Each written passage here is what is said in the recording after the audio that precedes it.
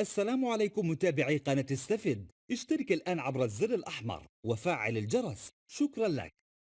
يعاني الجميع خلال فصل الخريف من أعراض الكحة والسعال، والتي تسبب إزعاجا كبيرا للمصابين بها، خاصة عدم القدرة على النوم طيلة الليل.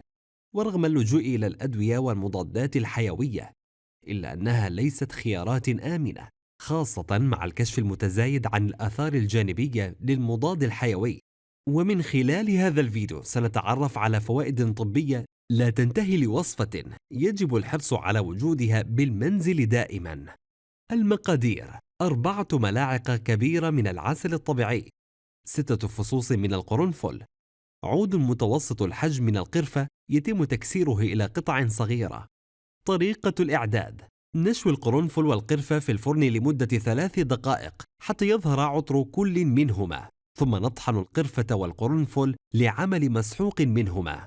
نمزج المسحوق في العسل ونقلبه جيدا، ثم نتناول 3 ملاعق من المزيج قبل النوم. استخدم هذا المزيج ليومين أو 3 أيام لعلاج السعال الجاف والعادي. فوائد صحية لا تنتهي: يتمتع العسل والقرفة بخصائص مضادة للبكتيريا وأخرى مضادة للفيروسات، كما يساعدان على تلطيف أنسجة الحلق، حيث يساعد القرنفل على التخلص من الشعور بالكحة ويخفف الألم الناتج عن السعال، ويتمتع بخصائص مضادة للجراثيم. ها وقد وصلنا إلى نهاية الحلقة. نسأل الله لنا ولكم العفو والعافية.